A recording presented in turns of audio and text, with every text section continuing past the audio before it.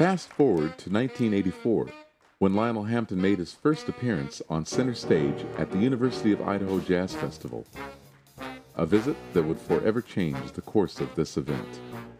He began a friendship with musician and educator Dr. Lynn Skinner.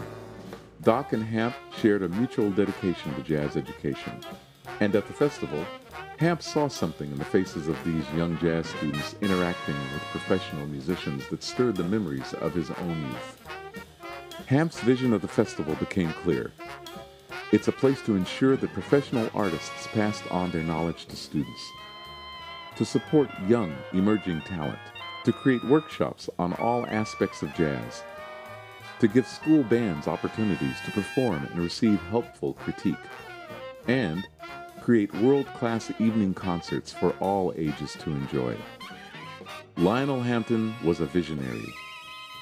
After sharing some of his thoughts with Doc Skinner, Hamp immediately wrote a check pledging his financial and artistic support. Hamp's message to Doc was simple: keep this festival going. And that is exactly what Doc did. In the spring of 1985, the festival was renamed the Lionel Hampton Chevron Jazz Festival, the first to ever be named after a jazz artist. Soon, jazz greats including Ray Brown, Ella Fitzgerald, Al Gray, Diana Krall, Dizzy Gillespie, Sarah Vaughan, and Slide Hampton came to Moscow, Idaho to celebrate what they love to call Hamp's Festival. 2 years later, Doc and Lionel made history again with the dedication of the University of Idaho Lionel Hampton School of Music, the first and only university music school named in honor of a jazz musician. With "Keep This Festival Going" as his mantra, Doc worked tirelessly to expand the festival's outreach to children in the communities surrounding Moscow. He introduced the Jazz in the Schools program, taking musicians into rural communities to perform and to expose youngsters to the sounds of jazz.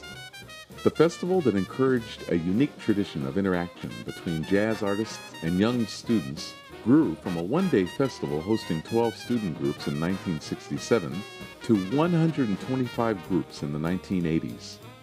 With audiences reaching maximum capacity and growing, it was expanded to a 4-day event, and the evening concerts were moved from the Memorial Gym to the ASUI Kiddie Event Center.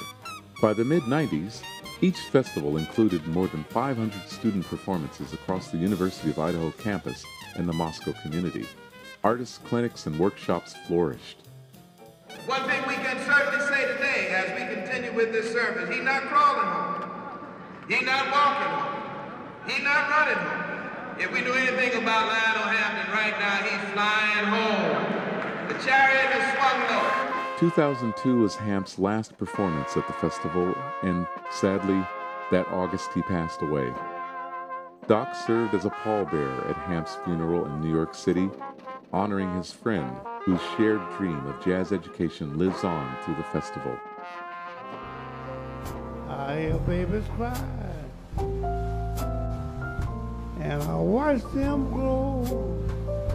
They know much more than I ever knew. Yes, I said to myself, what a wonderful world.